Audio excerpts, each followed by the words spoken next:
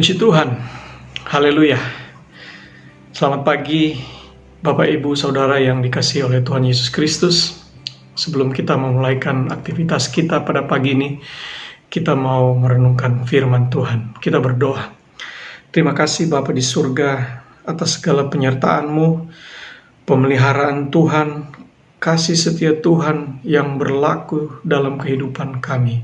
Kami mengucap syukur pagi ini. Kami ada sebagaimana kami ada, dan kami mau mendengarkan, mempelajari sebagian firman-Mu. Urapi kami Tuhan, dimanapun kami berada. Dalam nama Tuhan Yesus kami berdoa. Amin. Puji Tuhan, kita buka di dalam Ulangan 32, ayat 11-12. Laksana Raja Wali menggoyang bangkitkan isi sarangnya, melayang-layang di atas anak-anaknya, mengembangkan sayapnya, menampung seekor dan mendukungnya di atas kepaknya. Demikianlah Tuhan sendiri menuntun dia, dan tidak ada Allah asing menyertai dia. Kita sudah banyak mendengar tentang kisah Raja Wali ini, baik itu di khotbah, penyampaian firman, ilustrasi bagaimana Allah melatih umatnya. Itu mengilustrasikan cerita Raja Wali, induk Raja Wali melatih anak-anaknya. Dan malah cerita ini juga kita bisa lihat, kita dengar dalam cerita-cerita motivasi. Banyak motivator menyampaikan cerita sejenis. Bagaimana sepasang Raja Wali mempersiapkan anak-anaknya sebelum menetas. Itu mereka membuat sarang. Mereka membuat sarang di atas tebing yang tinggi, batu, curam, dan mereka membuat sarang dengan dasar adalah kayu-kayu yang tajam, ranting-ranting yang tajam. Kemudian mereka mengalasinya dengan daun-daun. Dan malah menjelang kelahiran anak-anak, menjelang menetasnya anak-anak Raja Wali ini, mereka juga mencabut bulu-bulu halus mereka untuk menjadi alas, supaya anaknya menjadi nyaman. Tetapi berjalannya waktu, dalam usia beberapa minggu, Raja Wali ini induk Raja Wali mulai menggoyang, bangkitkan sarangnya. Bulu-bulu halus mulai berterbangan, rumput-rumput ataupun daun-daun mulai disingkirkan oleh Raja Wali, sehingga tinggal tersisa kayu dan ranting yang tajam itu. Hal ini tentu membuat anak-anak Raja Wali menjadi tidak nyaman. Dalam kondisi tertentu, induk Raja Wali ini akan mendorong anaknya, kemudian anaknya akan jatuh dari tebing yang tinggi itu, supaya mulai belajar berterbang. Ketika anaknya ini tidak bisa terbang dan akan terhujam di dasar batu-batu yang curam, maka Raja Wali ini dengan sigap terbang menyambar anaknya. Diangkat lagi anaknya, kemudian dilepaskan lagi. Demikian Raja Wali melatih anaknya.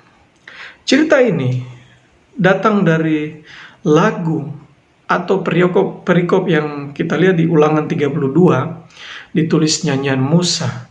Sebetulnya nyanyian ini diajarkan sendiri oleh Allah kepada Musa dan juga Yosua. Kita lihat di pasal sebelumnya, Ulangan 31, bagaimana Musa menyadari bahwa hidupnya di dunia ini tidak akan panjang lagi. Dia sudah berumur 120 tahun, dan dia teringat bahwa dia tidak mungkin menyeberang sungai Yordan. Maka Musa mulai mempersiapkan hal-hal yang harus dia lakukan sepeninggal dia, apa yang akan dilakukan oleh bangsa Israel.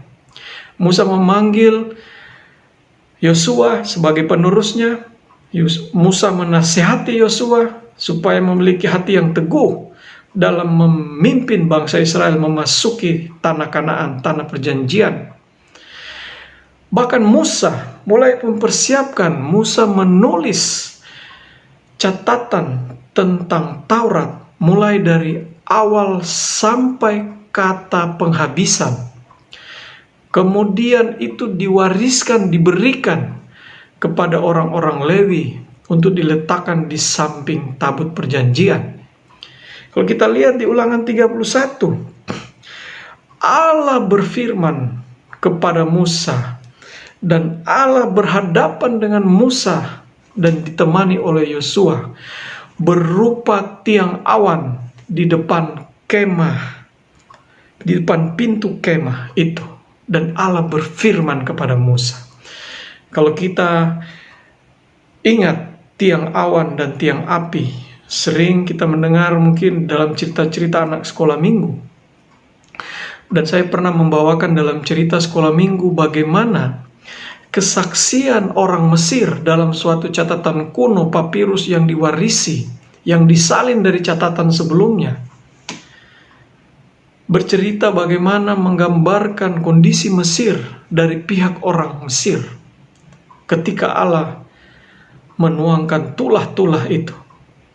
Kondisi yang sangat mencekam dan menakutkan, sampai bagaimana kesaksian orang Mesir tersebut mengatakan anak-anak sulung itu mati, sampai hewan-hewan ternak sulung pun mati, sehingga Firaun membiarkan orang Israel itu keluar dari tanah Mesir. Bagaimana harta itu diberikan kepada budak-budak menurut catatan orang Mesir tersebut. Ini adalah penyertaan Tuhan yang nyata. Dan malah di padang gurun Allah menyertai dalam berupa tiang awan di siang hari dan tiang api di malam hari. Tetapi menjelang Musa meninggal, Allah mengatakan kepada Musa bahwa umatku itu akan mengingkari perjanjianku. Sehingga Musa berusaha untuk mengingatkan bangsa Israel ini, mewariskan mereka suatu catatan tentang kitab Taurat dari awal sampai akhir. Dan tidak itu saja, bagaimana Allah mengajarkan nyanyian itu kepada Musa dengan ditemani oleh Yosua. Ayat yang kita baca tadi, pasal 32 ayat 11 dan 12 bercerita tentang bagaimana Allah melatih umatnya sebagaimana Raja Wali melatih anak-anaknya terbang. Penyertaan Allah dalam kehidupan kita kurang lebih seperti itu. Tetapi Allah tahu di dalam nyanyian ini, ya, sayang sekali kita tidak tahu bagaimana irama dari nyanyian ini. Tetapi dalam nyanyian ini kalau kita lihat di dalam pasal 32 ayat 39, di situ bagaimana isi hati Allah disampaikan lewat nyanyian ini. Bahwa ketika atau walaupun orang Israel ini mengingkari perjanjiannya, di dalam pasal 32 ayat 39 Allah berkata, "Lihatlah sekarang bahwa akulah Dia, tidak ada Allah kecuali aku. Akulah yang mematikan dan yang menghidupkan. Aku telah meremukkan, tetapi akulah yang menyembuhkan, dan seorang pun tidak ada yang dapat melepaskan dari tanganku." Bahkan ada ayat firman Tuhan mengatakan, ya, sehabis kita dicambuk, maka Allah sendiri yang akan membebatnya. Mungkin dalam kehidupan kita merasakan bagaimana jatuh bangun kehidupan rohani kita. Tetapi firman Tuhan ini ingin mengatakan bahwa Tuhan itu menyertai kita. Tuhan itu menyertai kehidupan kita. Dan Allah sendiri yang akan membebat kehidupan kita. Allah sendiri yang melatih kehidupan kita. Akhirnya kita lihat di Ulangan 32 ayat 44.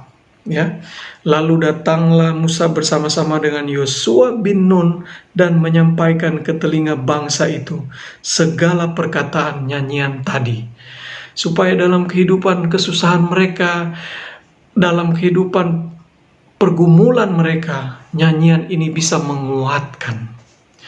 Bapak, Ibu, Saudara yang saya kasihi dalam Tuhan Yesus Kristus, nyanyian-nyanyian rohani itu diilhamkan oleh Allah. Itu ibaratnya adalah khotbah firman Tuhan yang dinyanyikan. Itulah nyanyian-nyanyian rohani. Itu bisa menguatkan kehidupan kita dalam kondisi apapun. Penyertaan Allah akan semakin diperteguh, dikuatkan melalui nyanyian-nyanyian rohani ini dan firman Tuhan. Puji Tuhan, kita berdoa. Terima kasih Tuhan untuk firman-Mu. Biarlah lewat lagu, pujian, nyanyian rohani, kami boleh melangkah dalam hari yang baru ini, menguatkan kami dimanapun berada, mengingatkan kami akan firman Tuhan. Terima kasih Tuhan Yesus, dalam nama Tuhan Yesus. Amin. Puji Tuhan, Tuhan Yesus memberkati.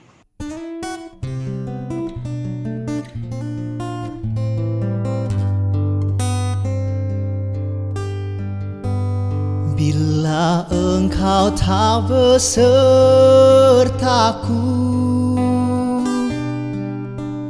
ku tak mau berjalan. Ku perlu Tuhan, pimpin langkahku dengan kasih karunia-Mu. Pimpin langkahku setiap waktu, berjalan dalam Roh-Mu. Nyatakan Tuhan kemuliaan-Mu, dan berjalanlah denganku. Bila Engkau tak besertaku,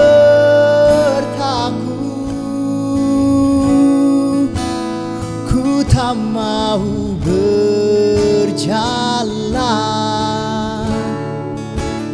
Ku perlu Tuhan, pimpin langkahku dengan kasih karunia-Mu. Pimpin langkahku setiap waktu, berjalan dalam Roh-Mu.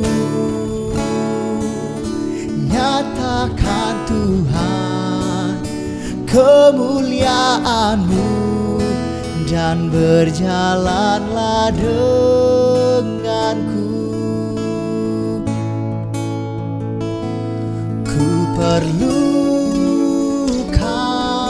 Engkau Tuhan, ku perlu Kau pimpin langkahku, berjalan dalam Roh-Mu Tuhan. Tuntunlah,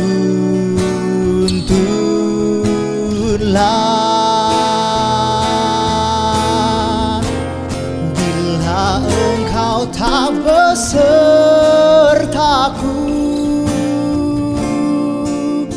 ku tak mau berjalan. Ku perlu Tuhan, pimpin langkahku dengan kasih karunia-Mu. Pimpin langkahku setiap waktu,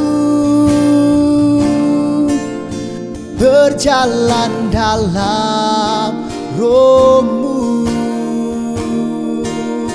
Nyatakan Tuhan kemuliaan-Mu, dan berjalanlah denganku. Nyatakan Tuhan kemuliaan-Mu, dan berjalanlah denganku.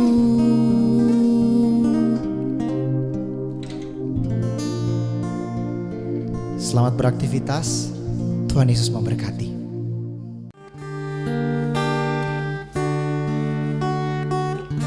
Di hadapan tahta ku